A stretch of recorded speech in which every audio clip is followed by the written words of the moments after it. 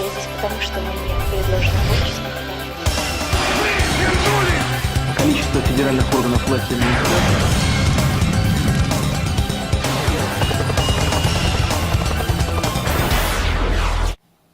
Good morning, this is Anastasia Shevchuk from Brillantmont History News. Today, as usual, we will be answering one of your questions. And today's question comes from a history professor. Why the League of Nations was successful in the 1920s, why it wasn't in the 1930s. Furthermore, what I really need to see is some type of evaluation. How successful was it overall, globally?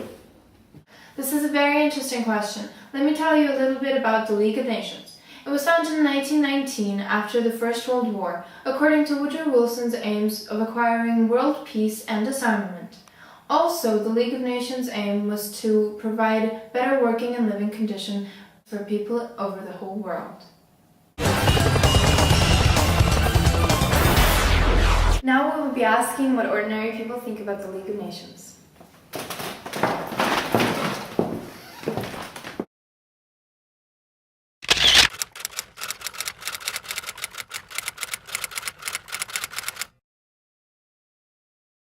Tell us what you think about the League of Nations. Put it down, come sit with me. How far do you agree that the failure of the League of Nations was inevitable?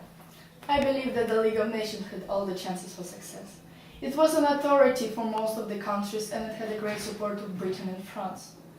That was very important for the time. Successful with dealing with disputes in 1920s, and such in Åland Islands or Upper Silesia. Why do you think that people supported the League of Nations?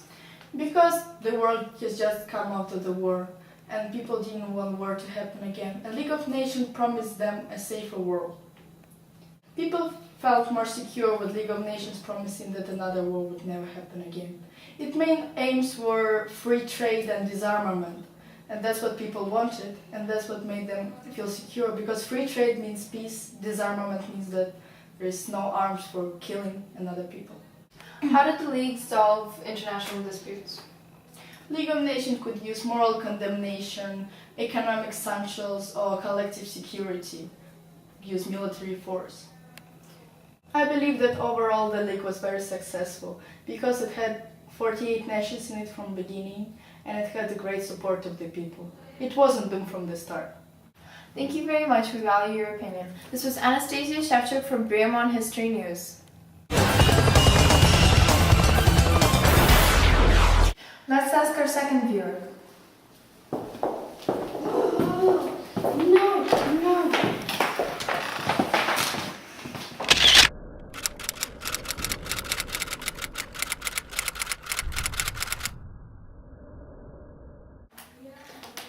Hello, can you please tell us what you think about the League of Nations? It had many weaknesses. It had organizational weaknesses, but in the 1920s it was successful. But then in the 1930s it was unsuccessful. And the depression, that was such a big depression.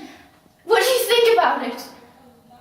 I don't. It was good and then it was bad. I don't know. Let's go.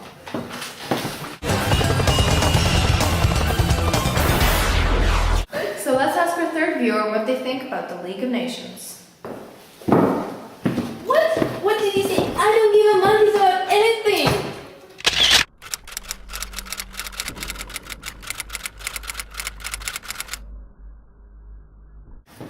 How far do you agree that the failure of the League of Nations was inevitable? It was doomed from the start. Come tell me more about this. There were so many organization weaknesses. They only met a couple times a year. And how could they start to solve any worldwide problems like this? Without even having no army to enforce their decisions. They were so dependent on Britain and France, and they could only deal with small countries. Is that all? No, American Russia wasn't even a member. And how can you imagine economic sanctions without American Russia? It's just funny. And the depression came and there was no trade and so no peace, and so it was doomed from the start. Okay, thank you for your opinion. We value it. This is Anastasia Shevchuk for Brillantmont History News.